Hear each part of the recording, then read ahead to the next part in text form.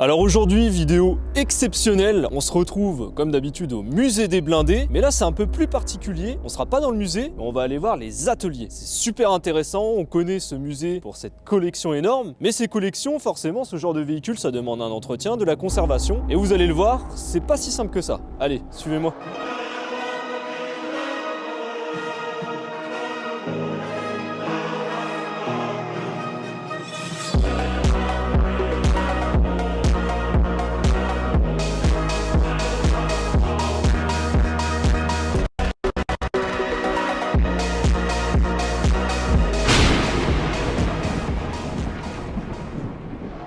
Salut Franck, comment tu vas? Salut Romain. Ça fait longtemps? Ouais, bah écoute, plaisir de te voir. Moi je suis super content là de pouvoir vous mettre en lumière un peu sur ces côtés d'atelier. Super sympa. On connaît le musée des blindés, maintenant voilà, faut parler aussi de cette partie arrière qui permet d'entretenir, de conserver les machines. Ouais, tout à fait, ouais. Donc c'est une partie qui fait partie de l'État en fait. On est dissocié de l'association qui gère elle le musée. Là à côté on a un Panzer IV. Ouais. Est-ce que tu peux un peu m'expliquer par exemple le type de travaux sur lequel tu es avoué à... Alors là en ce moment le Panzer IV, donc celui-ci il a eu un problème mécanique, un problème moteur. Donc je vais te faire voir après, donc on l'a refait complet le moteur. D'accord. Hein, de la bielle au carburateur. Et en même temps, donc, on y refait un petit aspect extérieur, bien sympa. Et donc, tu vois, là, en l'occurrence, on a refait l'azémérite. Donc, c'est un de nos bénévoles qui l'a fait. Donc, on a vu, nous, avant, les préparatifs, comment ça se faisait, d'accord? Parce qu'on ne peut plus récupérer les mêmes matières qu'il y avait dans les années 40. Ouais, c'est pas du vrai zimérite. C'est pas du vrai zimérite. C'est un aspect de zimérite. Mais... Et le souci qu'il avait, c'est qu'il craquelait en plus, l'ancien zimérite. Ah ouais? Ouais, donc c'est pour ça qu'on est en train de le refaire, parce qu'il manquait des morceaux. D'accord, donc on a refait une petite beauté toute neuve. Ouais, ça va être sympa. Ouais, mon chef d'atelier a trouvé une potion magique pour pouvoir faire une zémérite assez flexible. Donc on est content. Et puis notre bénévole, du coup, nous l'a fait pendant une session bénévole. Ouais, est-ce que vous travaillez aussi avec des bénévoles? Ouais, donc on travaille avec des bénévoles. Donc il y a des sessions des bénévoles d'une semaine et il y a des bénévoles qui viennent le vendredi et le samedi. D'accord. Donc c'est nos petites mains, comme je dis, donc nos petites mains, ce qui nous permet, nous, derrière, à côté, de faire autre chose. Ouais, puis ça laisse l'opportunité à un plus large public de pouvoir manipuler. Ouais, c'est ça, tout à fait. À titrement dit, de pouvoir les conduire, mais au moins travailler sur la restauration. C'est sûr qu'on ne leur fait pas rentrer dans de la grosse mécanique, mais au moins, tout ce qui est aspect extérieur, ça fait partie du piquetage, tu vois, de la peinture, des choses comme ça.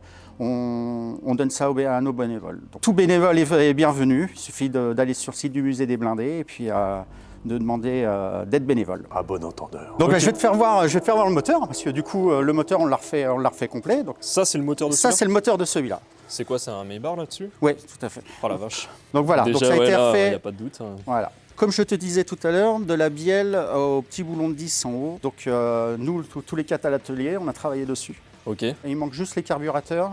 Et une fois que j'ai les carburateurs, on va pouvoir l'installer à l'intérieur. Ouais, tu le démarres dedans. Non, on va le démarrer dedans, ce qui permet de faire nos réglages et tout. Et puis du coup, il sera roulant et c'est déjà énorme pour un Panzer IV, la taille des caches culbuteurs là. Ouais, si tu veux voir, regarde, ça permet de voir un petit peu l'intérieur aussi. Hop. Oh, c'est magnifique. Voilà. Ça. Il est magnifique. Ah, c'est en bon état. Donc, tout a été nettoyé et tout a été remonté, réglé, comme à l'origine, parce qu'on a cette grande chance d'avoir des documents techniques. D'époque. Ce qui nous a drôlement aidé pour le faire bien propre, bien comme il faut. J'imagine, oui. Donc voilà. Et dis-moi, j'ai une question là, ça me surprend. Pourquoi tu as une poulie aussi grande là? Alors, en fait, comme le moteur va sur plusieurs chars, ça dépend en fait ce qu'il y a associé dessus en accessoires. Donc en fait, ils ont fait qu'une poulie pour plusieurs chars en fait. Mais tu montes pas en gros là, il y a quoi? Non. Il y a 6 passes, tu mets pas 6 non, courroies parce que tu vois là, tourner. t'en as que 4. Il y en a que 4, voilà. Ok. Et c'est un seul bloc? Ouais, c'est un seul bloc, oui, tout à fait. Malgré que tu aies la documentation, c'est pas trop difficile de travailler là-dessus? Contrairement, je dirais, à un moteur de voiture ou... Ouais, non, après ça reste de la mécanique pure. Bien sûr. C'est des cylindres, c'est des segments, voilà. À partir du moment que tu connais bien tes bases de mécanique, ça reste assez accessible pour un bon connaisseur, un bon mécano. On va dire. Ouais, et puis assez standard de mécanique. Ouais, tout à fait. Le parti moteur, ça, bon, tu sais, c'est des moteurs qui vont dans les camions, dans les tracteurs et choses comme ça. Donc il n'y a rien de nouveau, notamment pour celui-ci. Donc là, ça permet de voir un petit peu l'azémérite, le travail qui a été fait dessus. Donc ça va être repeint, hein, l'azémérite. Ouais, bien sûr. Va être repeint. Et vous faites tout le tour de la caisse du coup. Ouais. Donc là, c'est fini, nous, l'azémérite. D'accord. Donc ce qu'il y a là, ça restera comme ça. Ok. Donc après, on va repeindre dessus et on va le refaire complet extérieur. Avec ces couleurs. Vous avez des dates butoirs dans ces cas-là? Donc là, on est en préparation. Donc là, il commence à être assez pressé parce qu'il est sur un événement assez important là, pour cette année. J'imagine. Donc là, on va vraiment se remettre vraiment dessus pour tous les quatre là, pour qu'il soit prêt à temps. Ouais, donc c'est une sacrée charge de travail. À côté, Panzer II. Panzer II, donc lui, il est en entretien. Ouais, c'est l'entretien d'habituel, hein, vidange, contrôler s'il n'y a pas de fuite ni rien. Donc c'est pareil, il y a une petite sortie pour lui. Donc là, c'est un peu plus léger. Il n'y a pas besoin d'aspect extérieur ni d'aspect moteur complet en lui-même. Ouais, c'est vraiment juste une petite sortie, lui dégourdir les jambes. Puis il est assez joli comme ça de base. Ouais. Ouais, puis il n'a pas besoin, hein, ouais, tout à fait. Non, sincèrement, il est beau. Et voilà. À côté, ça, le B1. Tu m'en avais parlé, ouais, du coup, le fameux B1. Le fameux B1, donc là c'est un travail des bénévoles, comme tout à l'heure. Un peu comme le Tigre, ce qui se passe, c'est qu'on le démonte complet. Donc on refait tout, graissage, tout. On repeint. Il est rouge parce que c'est la sous-couche, le rouge. D'accord. Ouais, c'est le l'anti-rouille. Voilà. Et puis il va être refait. Alors il ne sera pas roulant le B1. Hein. Ah, il ne sera pas roulant. Sera pas roulant. En fait, lui, il va remplacer le B1 qu'il y a dans le musée des blindés. D'accord, ok. Je pense qu'il y aura une vidéo pour ça. Je pense que tu reviendras. Ok. Parce que je vous laisserai la surprise de voir comment il sera et ce que l'on va faire avec. D'accord.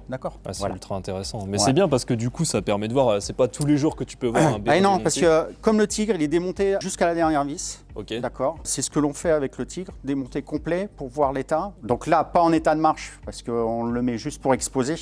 Le Tigre, lui, on le remettra comme on vous dit, en état de marche.